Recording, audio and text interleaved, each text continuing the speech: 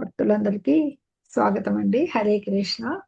ఈశోపనిషత్తులో 16వ మంత్రానికి వచ్చేసారు. ఈరోజు 16వ మంత్రం చూడబోతున్నాము. హరే కృష్ణ. ఓం అజ్ఞానతిమిరాంధస్య జ్ఞానాంజనశలాకయా చక్షురున్మిళితం యేన తస్మై శ్రీ గురవే నమః. శ్రీ చైతన్య మనోభీష్టం స్థాపితం యేన భూతలే స్వయం రూప కదా మహ్యం దదాతి సపదాంతికం. వందేహం శ్రీగురో శ్రీయుత పదకమలం శ్రీగురూన్ వైష్ణవాంశ్చ శ్రీరూపం సాగ్రజాతం సగన రఘునాథాన్వితం తం సజీవం సాద్వైతం సావధూతం పరిజన సహితం కృష్ణ చైతన్య దేవం శ్రీరాధా కృష్ణ పాదాన్ సగన లలితా శ్రీ విశాఖాన్వితాంశ్చ. నమ ఓం విష్ణుపాదాయ కృష్ణ ప్రేష్టాయ భూతలే శ్రీమతే భక్తి వేదాంత స్వామినితి నామినే నమస్తే సారస్వతి దేవే గౌరవాణి ప్రచారిణే నిర్విశేష శూన్యవాది పాశ్చాత్య దేశతారిణే నమో మహావదన్యాయ కృష్ణ ప్రేమ ప్రదాయతే కృష్ణాయ కృష్ణ చైతన్య నామ్నే గౌరత్విషే నమః. हे कृष्ण करुणा सिंधो दीनबंधो जगत्पते गोपेश गोपिका कांता राधा कांत नमोस्तुते. तप्त कांचन गौरांगी राधे वृंदावनेश्वरी वृषभानुसुते देवी प्रणमामि हरिप्रिये. जय श्री कृष्ण चैतन्य प्रभु नित्यानंद श्री अद्वैत गदाधरा श्रीवासादि गौर भक्त वृंदा. हरे कृष्णा कृष्ण कृष्णा हरे हरे हरे रामा राम राम हरे हरे. हरे कृष्णा कृष्ण कृष्ण हरे हरे हरे राम राम राम हरे हरे. हरे कृष्णा कृष्ण कृष्ण हरे हरे हरे राम राम राम हरे हरे. हरे कृष्णा कृष्ण कृष्ण हरे हरे हरे राम राम राम हरे हरे.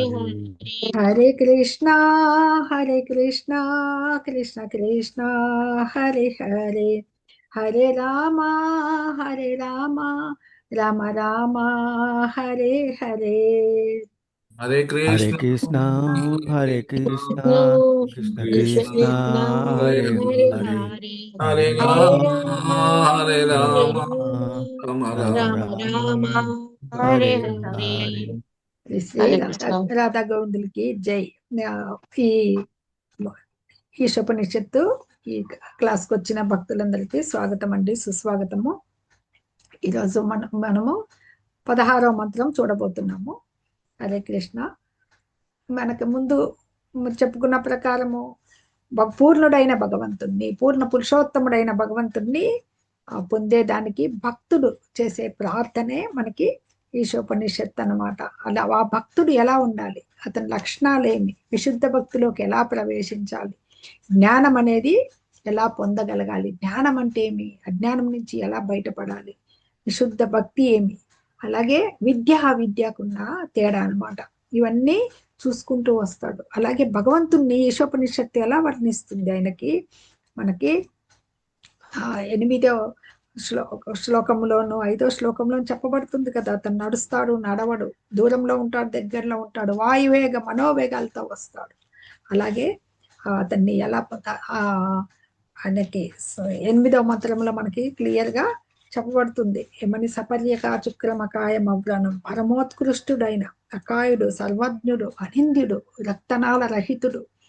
ఈ విధంగా భగవంతుణ్ణి ఎలాగ చేరుకోవాలి, ఎలాగైతే భగవంతుడు 3 రూపాల్లో ఉంటారు కదా, నిరాకార బ్రహ్మము, పరమాత్మ, భగవాన్. ఆ భగవాన్ని చేరుకునేకి మాయా జవని కాచన్నం మొన్న చూసాం కదా 15వ శ్లోకంలో. ఆ తెరని, మాయా తెరని తొలగించుకునే వరకు భక్తుడు ఎదుగుతూ రావాలన్నమాట. అంటే విశుద్ధ భక్తిలోకి ప్రవేశించాలి. అందుకు తన శాయశక్తుల తనని తను పవిత్రీకరించుకుంటూ తన మనోనేత్రాన్ని తెలుసుకోగలగాలి. అంటే ఏకత్వం అనుపశ్యత 7వ మంత్రంలో వస్తుంది కదా. అంటే అందరిలోనూ పరమాత్మను చూడగలిగే స్థాయికి ఎదిగినప్పుడే, అలాగే 10వ మంత్రంలో చెప్పినట్లుగా 18 రకాలైన జ్ఞాన ఎలాగా మన జ్ఞాన సాధన చేయాలి. రకరకాలైన పద్ధతుల ద్వారా భగవంతుని పొందేదానికి తనని తాను ఎలాగా పురోభివృద్ధిలోకి తెచ్చుకోవాలన్నమాట. అదే తెచ్చుకుంటే ఆ జ్ఞానం ద్వారా భగవంతుణ్ణి కనుగొన్నప్పుడు ఆ మాయాజవనికి ఆచ్ఛన్నం, అది ఆ పొర తొలగించే హిరణ్మయైన పాత్రేనా. అది మనకి కుంతి ప్రేయస్సులో కూడా మాయాజవనికి ఆచ్ఛన్నం వస్తుంది. మనకేమో 15వ అధ్యాయంలో ఈ హిరణ్మయైన పాత్రేనా, బంగారు తేజముతో మెరుస్తున్న ఆ పొరని తొలగించమని ప్రార్థిస్తాడు అనమాట. తొలగిస్తే నేను నిన్ను ఈ పరమాత్మ తత్వాన్ని అర్థం చేసుకుని పరమ సత్యాన్ని నేను చూస్తాను అని చెప్పి చెప్తారు. ఈరోజు శ్లోకం చూద్దాము. హరే కృష్ణ. పూషన్నే కర్షేయమ సూర్య ప్రాజాపత్య వ్యూహారశ్మిన్ సమూహ తేజో ఎత్తే రూపం కళ్యాణతమం తత్తే పశ్యామి యోసావసౌ పురుష సోహమస్మి. దీన్ని కొద్దిగా అర్థాలు చూద్దాం. పూషన్, ఇక్కడే మనకు భగవంతుడు ఎవరో చెప్పిచ్చేస్తున్నారు. జగత్తును పోషించేవాడా, ఏకర్షి పురాతన మహర్షి, యమ నియమించేవాడా, సూర్యులకు అంటే గొప్ప భక్తులకు గమ్యస్థానమైన వాడా, ప్రాజాపత్య మానవుల్ని సృష్టించే ప్రజాపతుల శ్రేయోభిలాసి, వ్యూహ దయతో ఉపసంహరించు, రశ్మి నీ కిరణాలను. ఏదైతే బ్రహ్మతేజం, కేవలము నిరాకారవాదులు ఆ బ్రహ్మతేజం వరకే వెళ్తారు కదా, తర్వాత వాళ్ళకి తెలియదు పరమసత్యమైన భగవానుడు ఆ వల్ల ఉన్నాడనే సత్యాన్ని వాళ్ళు గ్రహించలేరన్నమాట. అందుకని రశ్మి నీ కిరణాలను, సమూహ దయతో మరల్చుకో, తేజ నీ కాంతిని, యత్ ఏది గలదో, తే నీ రూపం కళ్యాణతమ మంగళకరమైన. ఆ రూపం ఎలా ఉంటుంది? భగవంతుని రూపం అత్యంత మంగళకరమైందన్నమాట.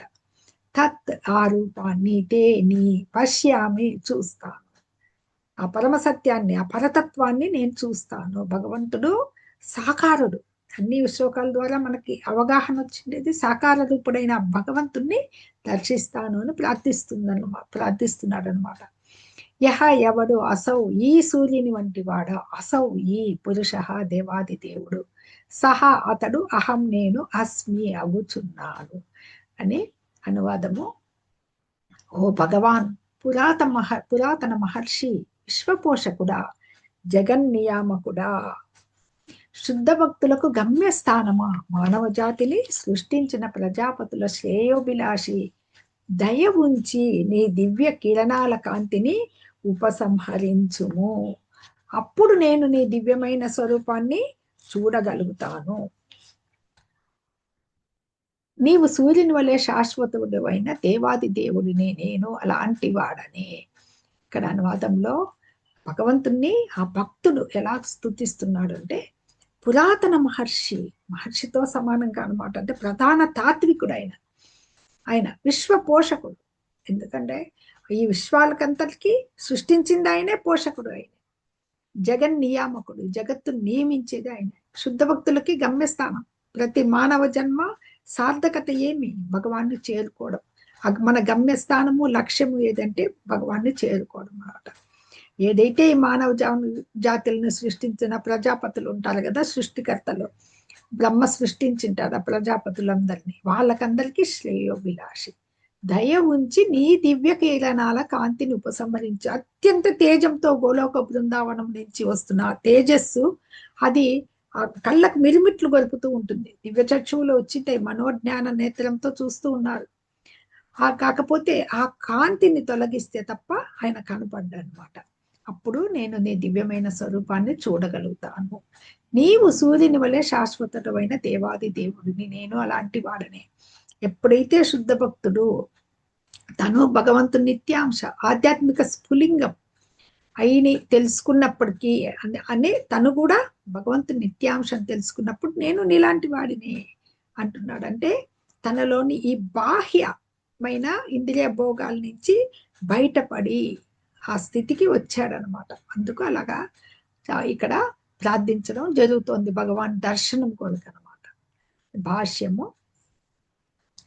భాష్యంపై శైల ప్రభుపాద వారికి జై. గుణాలను బట్టి సూర్యుడు అతని కిరణాలు సమానమే. కరెక్టే కదా. ఎప్పుడైతే సూర్యుడు ఉన్నాడు, ఆ సూర్యుడి నుంచి సూర్యకిరణాలు వేడిగా వస్తూ ఉంటాయి, వెలుగు అత్యంత వెలుగుతో ఉంటాయి, రెండు సమానమే. అలాగే భగవంతుడు జీవులు గుణైక్యం గలవారే. అంటే ఆయన నుంచి వచ్చిన నిత్యాంశలం కాబట్టి మనము భగవంతుడు గుణైక్యమే. కానీ సూర్యుడికి సూర్యకిరణాలకి ఎంత ఉంటుంది? సూర్యుడు ఒక్కడే గాని సూర్యకిరణాల పరమాణువులు లెక్కలేనండి. భగవానుడు ఒక్కడే జగం నియామకుడు. కాకపోతే జీవులు ఎన్నో. అలాగే సూర్యకిరణాల పరమాణువులు. ఒక్కసారి ఆ సూర్యరశ్మి వచ్చినప్పుడు మనం ఎండలో అలా చూసామంటే ధూళి కణాలు ఎన్ని కనపడుతుంటాయి చూడండి, కోటాను కోట్లు. అవి అసలు క్యాన్సల్, వాటిని కౌంటింగే లేదు. అలాగా సూర్యకిరణాలు సూర్యునిలో కొంత భాగం మాత్రమే అనమాట. సూర్యుడు అతని కిరణాలు కలిసి సూర్యుని రూపం ఏర్పడుతుంది. ఆ సూర్యబింబంలో సూర్యదేవుడు నివసిస్తాడు. ఇక్కడ కంపారిజన్, పోలిక చెప్తున్నారనమాట ప్రభుపాదుల వారు. ఏమంటే సూర్యుడు ఎలా ఉంటాడు? సూర్యుని వలె ఇక్కడున్న అనువాదంలోనే వస్తుంది. సూర్యబింబంలో సూర్యుడు నివసిస్తాడు. అలాగే గోలోక బృందావనంలో బ్రహ్మ తేజస్సు ఎలాగైతే ఆయన దేహ కాంతి వస్తోందో, అక్కడ ప్రకాశిస్తోందో, అక్కడ భగవంతుడు నిత్యలీలల్ని కొనసాగిస్తున్నాడు అనమాట. ఆయన నిత్యలీలలు ఎప్పుడు జరుగుతూనే ఉంటాయి గోలోక బృందావనంలో. బ్రహ్మ సంహితలో ఒక శ్లోకం చెప్తారు ఇక్కడ. చింతామణి ప్రకర సద్మ సుకల్ప వృక్ష లక్షావృతేసు సురభీరపి పాలయంతం లక్ష్మీ సహస్ర శత సంభ్రమ సేవ్యమానం గోవిందమాది పురుషం తమహం భజామి. బ్రహ్మ భగవాన్ని స్తుతిస్తాడనమాట. దీన్ని బ్రహ్మ సంహిత అంటారు. దాంట్లో ఏమని చెప్తున్నారు? ఆయన గోలోక బృందావనాన్ని వర్ణన ఉంటుందన్నమాట. కోరికలను తీర్చే కల్పవృక్షాల చేత పరివృతమైన చింతామణులచే నిర్మితమైన గృహాలలో భక్తుల కోరికలను తీరుస్తూ లక్షలాది లక్ష్ముల చేత ప్రేమతో సేవింపబడుతున్న ఆది పురుషుడు, పురాణ పురుషుడు అయిన గోవిందుని నేను భజిస్తున్నాను. అంటే చింతామణి అంటే వజ్ర వైడూర్యాలు, చింతామణి వజ్రాలు అంటారనమాట, వైడూర్యం. దాళ్ళతో పొదగబడిన గృహాలు, లక్ష్మి, ఒక లక్ష్మి కాదు, వేలాది లక్ష్ములతో కొలపడుతూ ఆ వెలుగుతో ఉన్న ఆ భగవంతుణ్ణి, ఇది కల్పవృక్షాలు. కల్పవృక్షం అంటే అందరి కోరికలు తీర్చేది.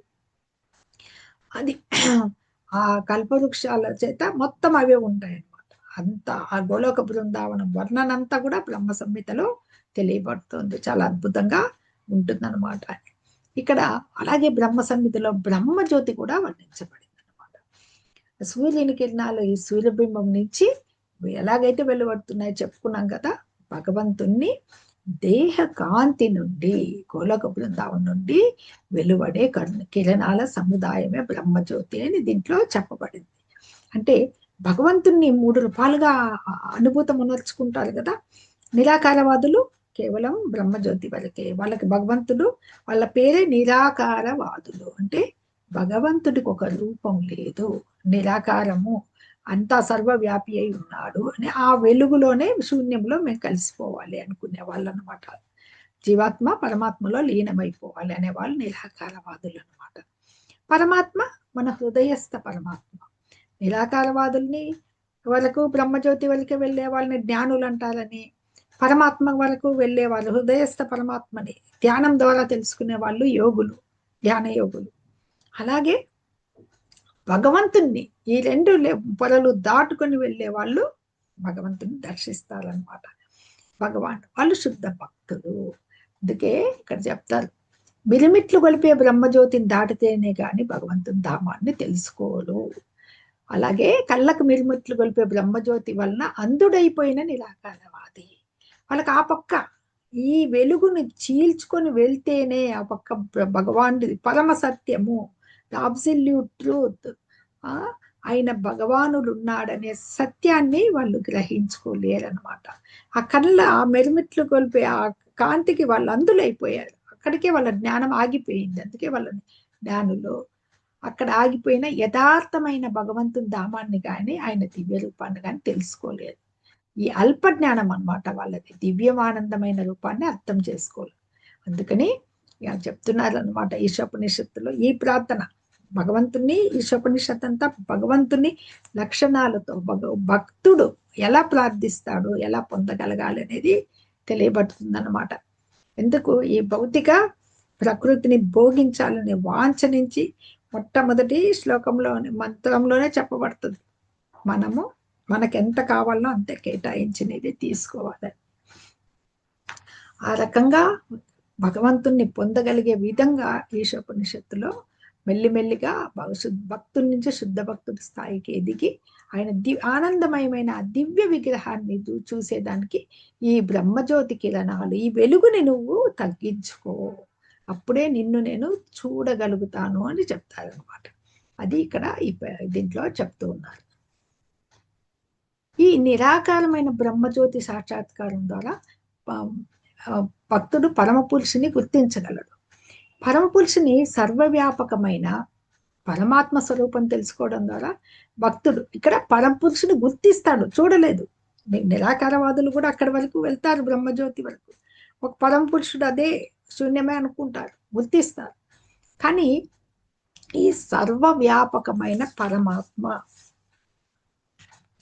అంటే ఈ మంగళమయ ఈ స్వరూపాన్ని అవగాహన చేసుకుంటారు అన్నమాట. భగవంతుణ్ణి సర్వవ్యాపకమైన పరమాత్మ.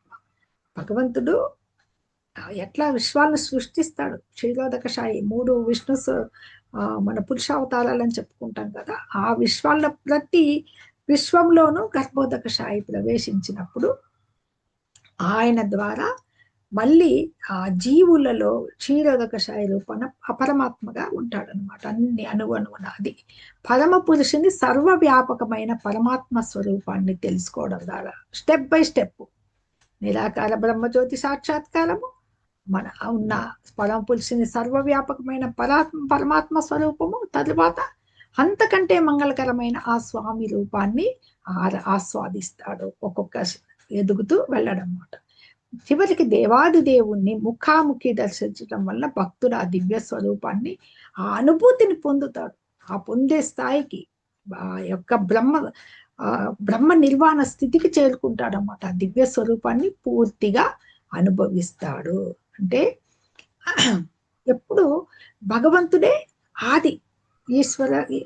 బ్రహ్మ సంహితలో మొట్టమొదట చెప్పబడుతుంది, ఈశ్వర పరమ కృష్ణ సచ్చిదానంద విగ్రహం అనాదిరాది గోవింద సర్వకారణ కారణం. సర్వ కారణాలకి కారణమే ఆయన.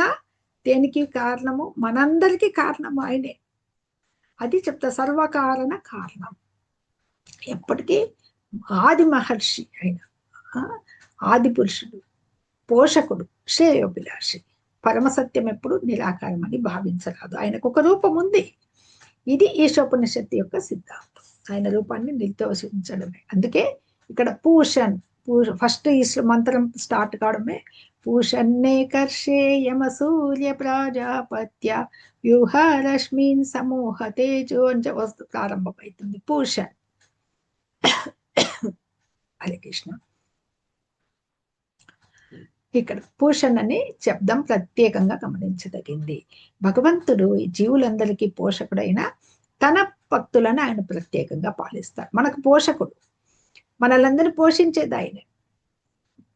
అప్పుడు నిరాకారమైన ఈ బ్రహ్మజ్యోతిని దాటి భగవంతుణ్ణి సాకారుడైన దివ్యరూపాన్ని దర్శిస్తూ భక్తుడు పరతత్వాన్ని సంపూర్ణంగా అనుభవిస్తాడు అని ఇక్కడ చెప్తున్నారు అన్నమాట.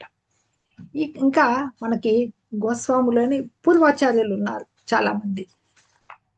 అందరు పూర్వాచార్యులంతా కూడా ఉపనిషత్తులకి వీటికి వ్యాఖ్యానాలు రాసి పెట్టారనమాట.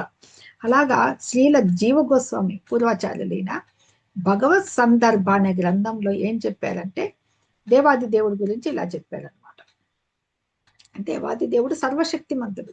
అందుకే కదా మనకి భౌతిక జగత్తును ప్రసాదించింది ఆయన. బద్ధ జీవుల్ని ఇక్కడ ఉంచేదానికి వచ్చాయి కదా. అన్ని విశ్వాల్ని ఆయన సృష్టించాడు. సంపూర్ణ దివ్య మహిమలు కావడం వలన ఆయనలో పరతత్వం సంపూర్ణంగా అనుభూతం అవుతుంది. ఏదైతే మనకి పరం బ్రహ్మ, ఆయనే పరం జ్యోతి, పరతత్వం అబ్సల్యూట్ ట్రూత్ అని చెప్తారు. నిజం, పరమ సత్యం ఆయన. మనకి ఏదైతే అవగాహన చేసుకుంటున్నామో ఈ విశ్వ పోషకుడు ఎవరైనా ఆయనే పరమ సత్యం. ఆ పరమ సత్యం అనేది ఆయనతో అనుభూతమవుతుంది అనమాట. ఈ పరతత్వం అనేది, పరమ సత్యం అనేది సంపూర్ణ శక్తి ఏ బ్రహ్మజ్యోతిలో అనుభూతం కాదు. అంటే ఇది ఈ జ్ఞానులు ఎవరైతే నిరాకారవాదులు ఆయన తేజస్సుని చూస్తారో, ఆ బ్రహ్మ జ్యోతి వరకే వెళ్తారా, వాళ్ళకి ఆ పరమ సత్యం అనేది అవగాహనకి రాదనమాట. ఆ అనుభూతి చెందలేరు వాళ్ళు. అందుకని ఈ బ్రహ్మజ్యోతి అనేది కేవలము పార్షియల్, పాక్షికం, కొంత పార్టే అనమాట. పరమాత్మ అనుభూతి అంటే కొంత పార్టే. సంపూర్ణ అనుభూతి అనేది భగవద్ దర్శనం, భగవాన్ని పూర్తిగా తెలుసుకోవడం అనమాట. అందుచేత ఓ మునులారా చెప్తారనమాట ఈ భగవత్ సందర్భంలో చెప్తూ, భగవాన్ అనే శబ్దంలోని మొదటి అక్షరం అంటే భగవాన్కి ఇక్కడ ఒక్కొక్క అక్షరానికి అర్థాలు చెప్తున్నారు.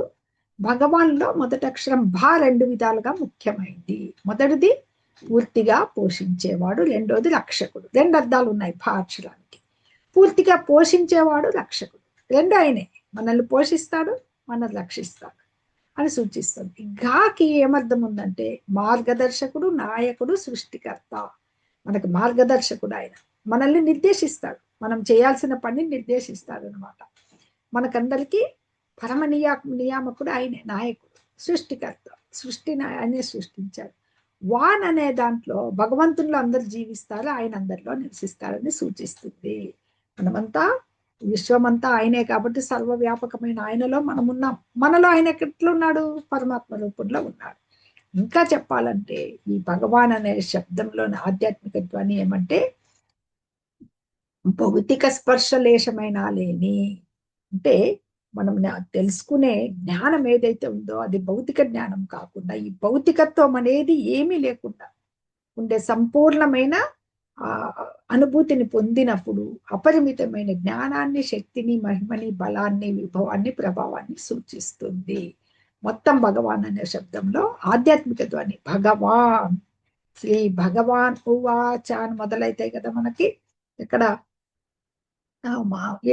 భగవద్గీతలో శ్రీకృష్ణ భగవానుని భగవాన్, భగవాన్ అంటే తెలుసు మనకి ఈ షడ్గుణైశ్వర్యాలు కలవాడు, అత్యంత బలము, అత్యంత కీర్తి, అత్యంత సౌందర్యం, అత్యంత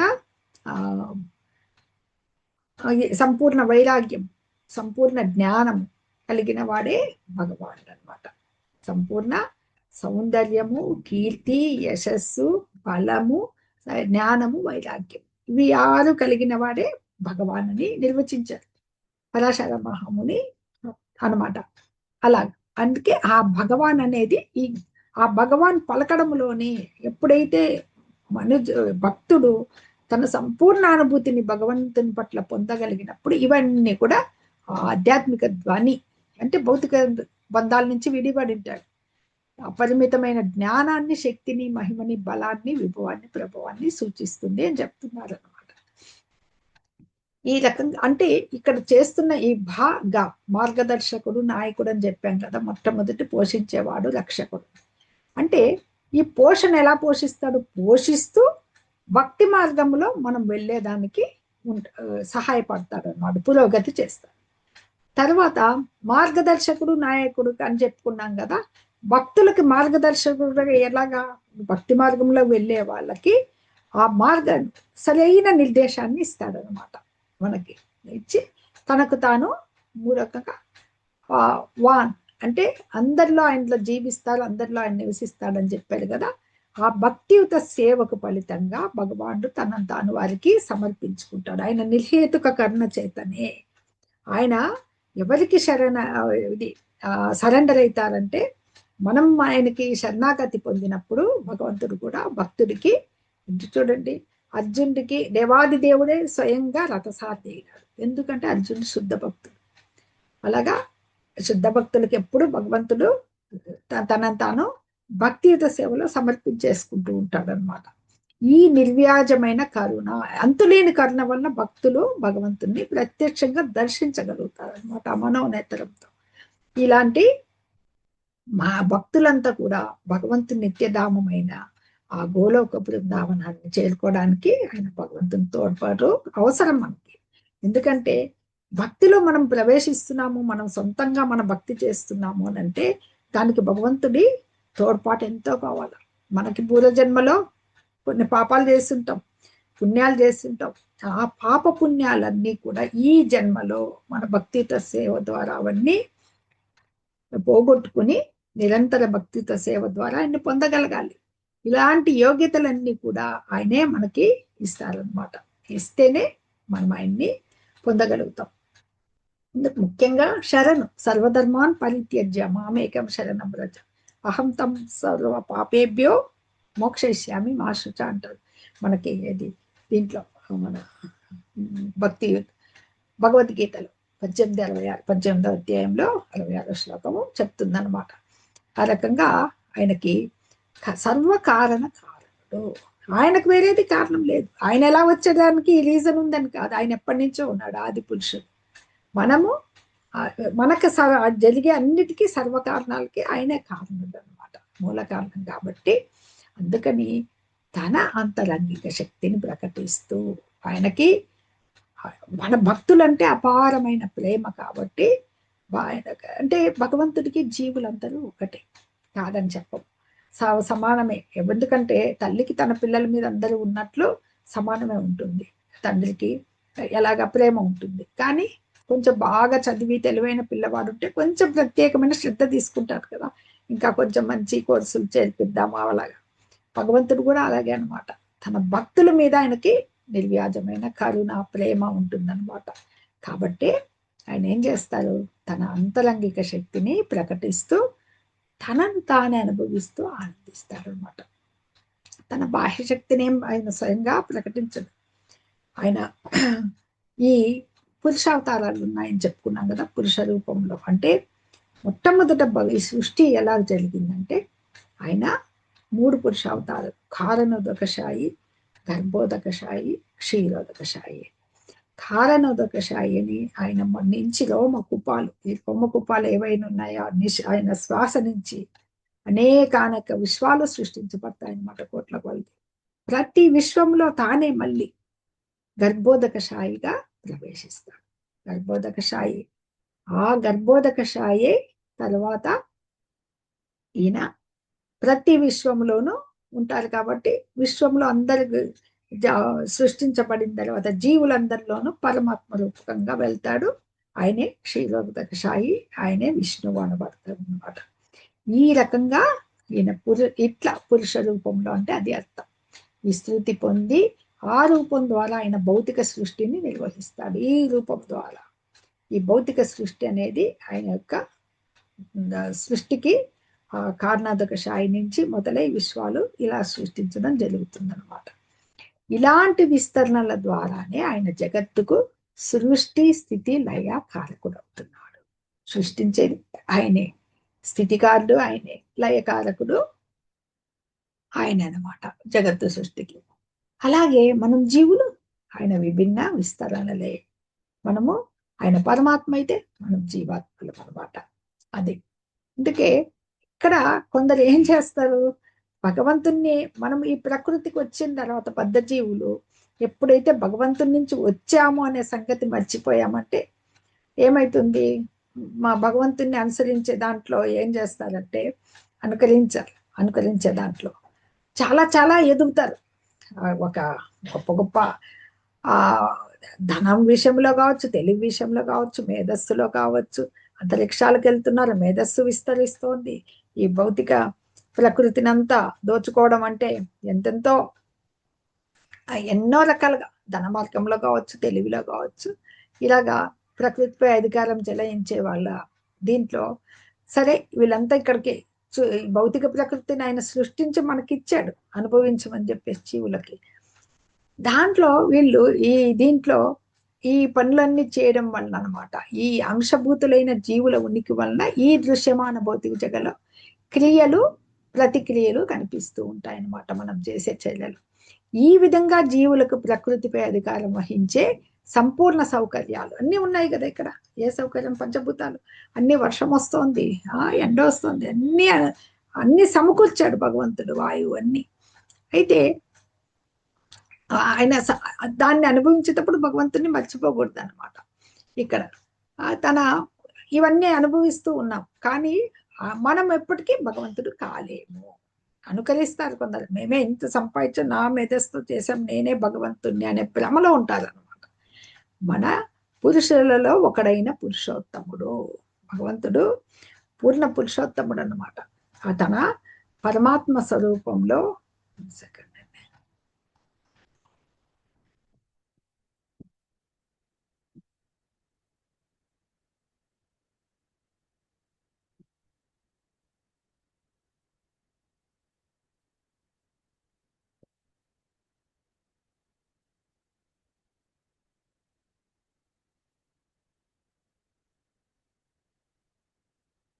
హరే కృష్ణ. ఆయన పూర్ణ పురుషోత్తముడు అనేసి మనకి 15 భగవద్గీత 15వ అధ్యాయంలో చెప్పబడుతుంది కదా. పురుషుల్లోకెల్లా నేనే పూర్ణ పురుషోత్తముడు అని 15వ అధ్యాయంలో మనకి చెప్పబడుతుంది.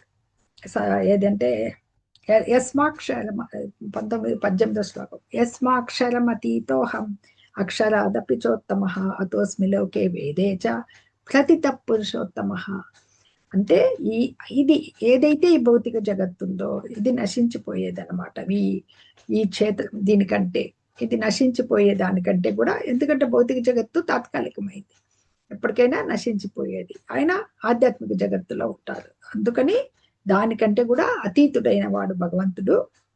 ఈ నాశరహితమైన జీవాత్మకి భౌతిక దేహం ఉంది, ఆత్మ నశించదు, అవి నశించిపోతాయి. కాబట్టి నేను ఉత్తముణ్ణి.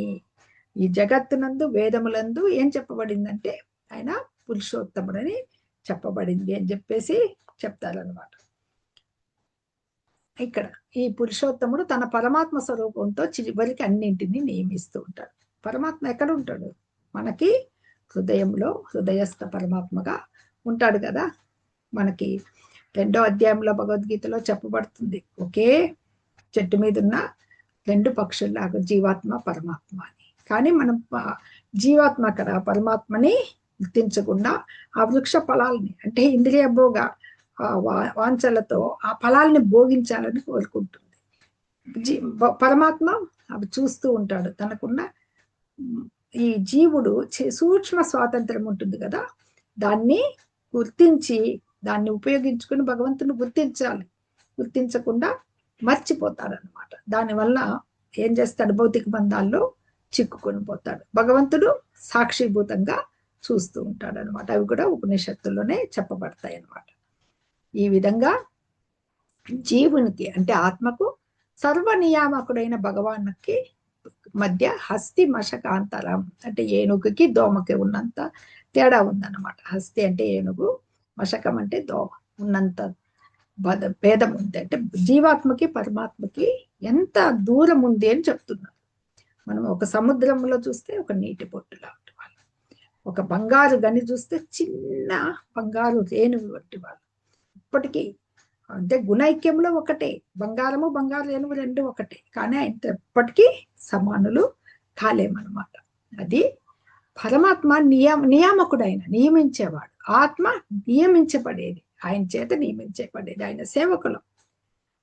అందుచేత వాళ్ళిద్దరూ ఒకే ప్రమాణంలో ఉండలేరు, ఎప్పటికీ పరిమాణంలో ఒకటి కాదనమాట. పరమాత్మ ఆత్మతో సంపూర్ణంగా సహకరిస్తాడు. మనకు కావలసిన అన్ని సౌకర్యాలు సమకూరుస్తాడు కదా, అన్నిటికీ సహకరిస్తాడు ఆయన. కాబట్టి ఆయన జీవునికి నిత్య సహచరుడు. అందుకే జీవాత్మ పరమాత్మ ఒకే చెట్టు మీద పక్షులు నిత్య సహచరులుగా వర్ణింపబడతాడు. ఎందుకు ఈ ఈశోపనిషత్తు చెప్పడం మనకి భగవంతుడికి ఉన్న తేడా ఏమి, ఆయన్ని ఎలా దర్శించగలగాలి అని ఇక్కడ క్లియర్ గా చెప్తూ ఉన్నారనమాట.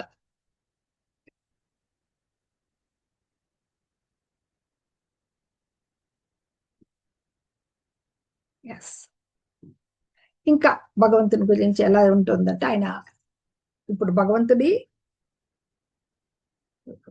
ఈ యొక్క పరమాత్మ స్వరూపాన్ని చెప్పారు. ఆయన బ్రహ్మ తేజస్సును దాటుకొని వెళ్ళడము భగవంతుడు చెప్పారు కదా, ఈశోపనిషత్తు చెప్తోంది.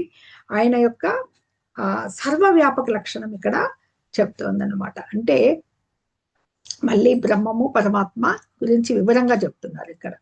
భగవంతుడు అంతటా వ్యాపించి ఉండే లక్షణం వల్ల ఎక్కడ ఏ పరిస్థితుల్లో కూడా బద్ధ జీవులు ముక్త జీవుల వల్లే జీవశక్తిని ప్రభవించ చేయుచున్నదో అది ఏ బ్రహ్మంగా తెలియబడు చేస్తుంది. అంటే జాగ్రత్తలోను, నిద్రలోను, మెలకువలోను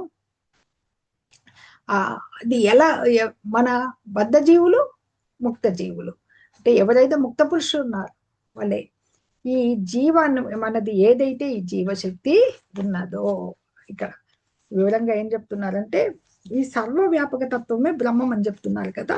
ఈ బద్ధాత్మలు ముక్తాత్మలకి అక్కడి నుంచే భగవంతుడి నుంచే ఈ జీవశక్తి ఉత్పన్నమవుతుంది అనమాట. అదే బ్రహ్మము. మనకి ఈ జీవశక్తి అనేది ఎక్కడి నుంచి వస్తుందంటే అది ఎక్కడి నుంచి ఉత్పన్నమవుతోందంటే అది బ్రహ్మంగా తెలియబడుతుంది మనకు వచ్చేది. అంటే భగవంతుడు పరమాత్మకు బ్రహ్మానికి కూడా మూలం కావడం వలన ఆయనే జీవులందరికీ మూల కారణము. మనం బ్రహ్మము పరమాత్మ భగవాన్ అని చెప్పాం కదా.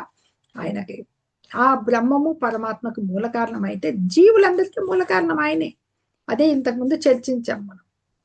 ఈ విషయం తెలుసుకున్నవాడు వెంటనే భగవంతుని ప్రేమయుక్త సేవలో నిమగ్నుడవుతాడు. భగవంతుణ్ణి 3 విధాలుగా అనుభూతము నడుచుకునే స్థాయికి రావాలన్నమాట. బ్రహ్మము పరమాత్మ భగవాన్. అప్పుడే అది తెలుసుకోవడమే జ్ఞానం. అది వెంటనే భగవంతుని ప్రేమయుక్త సేవలో నిమగ్నుడవుతాడు అని చెప్తున్నారు.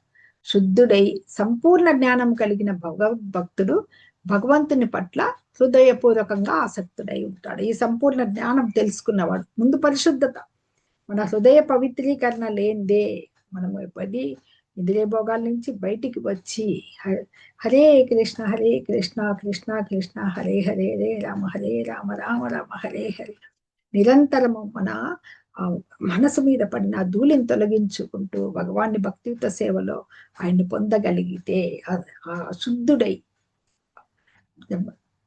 బాహ్య శుద్ధత్వం అనేది మనం స్నానముల ద్వారా శుచి చేసుకోవడం ద్వారా శరీరాన్ని చేయొచ్చు. మరి అంతర్శుద్ధి ఎలా చేసుకోవాలి? నిరంతరము భగవన్నామ స్మరణతో అనమాట. ఆ జ్ఞానం, సంపూర్ణ జ్ఞానం అంటే ఏకత్వం అనుపశ్యత 7వ సూత్రంలో చెప్పబడింది కదా. మనకి అన్నిట్లోనూ భగవంతుణ్ణి చూడగలిగిన వాడే. 7వ మంత్రంలో యస్మిన్ సర్వాణి భూతాని ఆత్మైనా వా భూత్ విజానత తత్రకో మోహ కర్షోక ఏకత్వం అనుపశ్యత. అందరి జీవుల్లోనూ ఏకత్వ గుణం, భగవంతునితో ఏకత్వ గుణం కలిగిన ఆధ్యాత్మిక స్ఫులింగలగా సూచించేవాడు. అంటే సృష్టిలో కనపడే ప్రతి జీవి కూడా భగవంతుని నుంచే వచ్చింది. ఆధ్యాత్మిక స్ఫులింగాలు ఆయన నుంచి వచ్చిన అగ్ని ఇలా మండుతూ ఉంటే అక్కడ నిప్పురవ్వలు ఇలా రాలుతూ ఉంటాయి కదా. అలాగా ఆధ్యాత్మిక స్ఫులింగాలం మనం ఆయన యొక్క అందరూ భగవంతుని సృష్టి అని గ్రహించగలిగిన వాడు నిజమైన జ్ఞానం అన్నమాట. అప్పుడు అతనికి శోకముతో మోహం ఎలా కలుగుతాయి? తత్రకో మోహ కర్షోక అని చెప్పేసి ఆ మంత్రంలో చెప్పబడింది కదా. అది రావడం, ఆ సంపూర్ణ జ్ఞానం కలిగిన భగవద్భక్తుడు భగవంతుని పట్ల హృదయపూర్వకంగా ఆసక్తుడై ఉంటాడు. అదనమాట, హృదయపూర్వకంగా ఆసక్తుడు. అటువంటి భక్తుడు తన వంటి ఇతర భక్తులతో కలిసినప్పుడు భగవంతుని దివ్యలీలల సంకీర్తనం తప్ప వారికి ఇతర వ్యాసంగం ఏమీ ఉండదు. ఆ భక్తులు ఇంకా ఎవరిని చేయాల? అసోసియేషన్ ఉండాలి, ఇంకా ఇతర భక్తులతో కలవాలన్నమాట.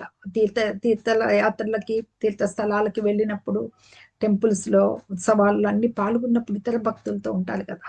అక్కడ ఏం చేస్తారు? అందరు భక్తులు కలిసి భగవన్నామ సంకీర్తనం చేస్తారు. భగవంతుడి దివ్యలీలంతా కూడా నిరంతరం ఉంటారనమాట. మనకి భగవద్గీతలో 10వ అధ్యాయంలో భగవంతుడు చెప్తాడనమాట. ఏది మనకి శ్లోకము 9లో మచ్చిత్త మద్గత ప్రాణ బోధయంత పరస్పరం కథయంచత్య మాంని నిత్యం తుష్యంతి చ రమంతి చ. ఎవరైతే భక్తులు ఉన్నారో వాళ్ళు నిరంతరము నా గురించి మాట్లాడుకుంటూ ఆనందిస్తూ ఉంటారని ఆయనే స్వయంగా చెప్పాడు మనకు 9వ శ్లోకంలో అనమాట. మచ్చిత్త మద్గత ప్రాణ బోధయంత పరస్పరం కథయంతశ్చ మాం నిత్యం తుష్యంతి చ రమంతి చ. నా భక్తులు నాయందే మనస్సును సంలగ్నము చేసి తమ ప్రాణాలు కర్మలన్నింటినీ నాకే సర్వం అంకితము నర్చి పరస్పర చర్చలు తుష్యంతి చ రమంతి చ. నా మహత్వం గురించి తెలుపుకుంటారు. ఒకళ్ళొకళ్ళు కథలు కథలుగా చెప్పుకొని సంతోషపడుతూ ఉంటారు. అదే నాయందే వాళ్ళు నా లీలల ఎందే ఆనందిస్తుంటారని అక్కడ చెప్పబడుతోంది అనమాట. అలాగా అది తప్ప ఇంకో వ్యాసంగం ఉండదు, వేరే ధ్యాస ఉండదు వాళ్ళకి. శుద్ధ భక్తుల్లాగా పరిపూర్ణులు కాని వారు, భగవంతుల్లోని బ్రహ్మం లేక పరమాత్మ అంశాన్ని మాత్రం గుర్తించిన వారు శుద్ధ భక్తుల కార్యకలాపాలను అభినందించలేరు. కానివారు అంటే కేవలం నిరాకార జ్యోతి వరకే వెళ్తారు, కేవలం పరమాత్మని దర్శించే యోగులు, ఈ శుద్ధ భక్తులు ఈ సంకీర్తన చేస్తూ ఇలా ఉంటూ ఆనందంగా ఉండేది వాళ్ళకి ఆమోదించలేరు అనమాట, వాళ్ళు అభినందించలేరు అనమాట. అదే భగవంతుడు శుద్ధ భక్తుల హృదయాల్లో అవసరమైన జ్ఞానాన్ని కలిగిస్తూ నిరంతరం తోడ్పడుతూ ఉంటాడు. ఇంతకుముందు చెప్పాం కదా, 10వ అధ్యాయంలో 9వ శ్లోకము తర్వాత శ్లోకం అది వస్తుందన్నమాట. భగవంతుడు శుద్ధ భక్తుల హృదయాల్లో అవసరమైన జ్ఞానాన్ని కలిగిస్తూ అంటే తేషాం సతత యుక్తానాం భజతాం ప్రీతిపూర్వకం దదామి బుద్ధి యోగం తాం ఏన మాం ఉపయాంతితే అని మనకి 10వ అధ్యాయంలో 10వ శ్లోకంలో చెప్తాడనమాట. నిరంతరము ఇలా ధ్యానాదుల ద్వారా నాయందే భక్తి శ్రద్ధలతో నన్నే సేవించే వారికి వాళ్ళకి బుద్ధి యోగాన్ని నేనే ప్రసాదిస్తాను అని, నన్ను పొందేదానికి అని చెప్పేసి ఆ జ్ఞానాన్ని తోడ్పడుతూ ఉంటాడు అనమాట. అప్పుడు దీని వలన ఆయన ప్రత్యేక అనుగ్రహం వల్ల ఈ అజ్ఞానాంధకారం అంతా పోతుంది. ఇంకా ఇంత పరిశుద్ధత పొందినాక అజ్ఞానాంధకారం ఉంటుంది కదా. అప్పుడు తర్వాత శ్లోకంలో చతుశ్లోకి భగవద్గీత అంటారు అనమాట. 10వ అధ్యాయంలో మనకి 8, 9, 10, 11 అహం సర్వస్య ప్రభో మత్త సర్వం ప్రవర్తతే ఇతి మత్వా భజంతే మాం బుధా భావ సమన్విత. అది 8వ శ్లోకం అనమాట. మొత్తం నేనే మూలకారకుణ్ణి, ఈ జగత్తంతా కూడా నా నుంచే నడుస్తోంది. ఇది ఈ విషయం తెలుసుకున్న వాళ్ళే, అది తెలుసుకున్న వాళ్ళే నన్ను పరిపూర్ణ భక్తులు అని చెప్పి ఇక్కడ చెప్పారు కదా ముందు. ఈ చతుశ్లోకి భగవద్గీతకే ఇక్కడ బాగా అన్వయించుకోవచ్చు అన్నమాట. ఎందుకంటే ఈ విధంగా భగవాను ప్రత్యేక అనుగ్రహం వల్ల అజ్ఞానాంధకారం అంతా పటాపంచలవుతుంది. అంటే ఆయన జ్ఞాన దీపము వెలిగిస్తాడనమాట హృదయంలో. అంటే అంతఃస్థితుడై ఉన్న ఆయన పరమాత్మ రూపంలో ఉంటాడు కదా, వీళ్ళకి కావలసిన ఆ తేజమయమైన ఆ జ్ఞాన దీపాన్ని వెలిగించడం వల్ల వాళ్ళ అజ్ఞానాంధకారం అంతా పటాపంచలైపోతుంది. అలాగా చతుశ్లోకి భగవద్గీతలో 8, 9, 10, 11 ఈ 4 శ్లోకాల ద్వారా భగవంతుడు ఎలా చెప్పాడో తెలుస్తోంది అనమాట. ఈ ఊహాకల్పన చేసే తత్వవేత్తలు యోగులు అంటే ఈ నిరాకారవాదులు, ఈ యోగులు తమ బలం మీదే ఆధారపడతారు. వాళ్ళు భగవంతుని కంటే కూడా తమ మేధస్సు తన తెలివే ఎంత ఆధారపడతారు. కాబట్టి ఈ స్థితి అంటే అంతరంగంలోంచి మనకు భగవంతుడు ఆదేశాలను ఇచ్చే ఈ అనుభూతి పొందే ఆ స్థితిని వాళ్ళకి ఊహకు కూడా అందదనమాట. ఈ కఠోపనిషత్తులో ఏం చెప్పబడుతుందంటే భగవంతునిచే అనుగ్రహింపబడిన వారు తప్ప ఇతరులు ఆయనని తెలుసుకోలేరు. అంటే మనకు భక్తి పొందాలి అంటే కూడా మనం ఎంత స్వయం సాధన చేసినా భగవంతుడి నిర్హేతుక కరుణ కూడా ఉండాలన్నమాట. అలాంటి అనుగ్రహం భగవంతుని చేత తన శుద్ధ భక్తులకి మాత్రమే ప్రసాదించబడుతుంది అని ఈ ఈశోపనిషత్తు ఈ విధంగా ఈ బ్రహ్మజ్యోతికి అతీతమైన భగవద్ అనుగ్రహాన్ని వర్ణిస్తోంది అనమాట. ఈశోపనిషత్తు మొట్టమొదట మనకు బ్రహ్మజ్యోతి ఆయన తేజస్సు ఏదైతే ముందు శ్లోకంలో మనకి నిన్న హిరణ్మయైన పాత్రైనా చెప్పుకున్నాం కదా, అది ఆ తేజస్సును తొలగించి ఆయన దర్శనం కావాలి అని చెప్పి కోరుకున్నాడు కదా భక్తుడు. నీ మాయాపురని తీస్తే హిరణ్మయైన పాత్రైన సత్యస్యాపి హితం ముఖం తత్వం పూషన్నపావృను సత్యధర్మాయ దృష్టయే అని చెప్పుకున్నది. అంటే భగవంతుడా నీవు పోషకుడా, విశ్వపోషకుడా, నీ ముఖము నీ దేదీప్యమైన కాంతితో కప్పబడి ఉంది, ఆ ఆచ్ఛాదన తొలగించి నీ విశుద్ధ భక్తునికి నీ దర్శనం ఇవ్వు. నేటి శ్లోకంలో ఈ 16వ శ్లోకంలో మళ్ళీ అదే చెప్తున్నారు. ఇంకా మళ్ళీ అడుగుతున్నారు, నేను నీ దివ్య కాంతి తేజాన్ని తొలగించమని ఈ 2 శ్లోకాల్లో ప్రార్థిస్తున్నాడు అనమాట. ఆ ప్రార్థించే దాంట్లో భగవంతుణ్ణి సూర్యమండలం, సూర్యకిరణాల్లాగా తేజస్తో ఉన్నారు కదా, ఆయన యొక్క దివ్య కాంతి, ఆ కాంతి తొలగితే తప్ప భక్తుడు పరమ సత్యాన్ని, బ్రహ్మము పరమాత్మ భగవాన్, ఆ భగవానుడనే ఆ పరమ సత్యాన్ని దర్శించలేడనమాట. అది వేడుకుంటున్నాడు. విశ్వ పోషకుణ్ణి గుర్తించగలిగాడనమాట విశుద్ధ భక్తుడు. ఇది ఈనాటి ఈ శ్లోకంలో. హరే కృష్ణ. అందరికీ భక్తులందరికీ హరే కృష్ణ. హరే కృష్ణ మాతాజీ. ప్రణామాలు.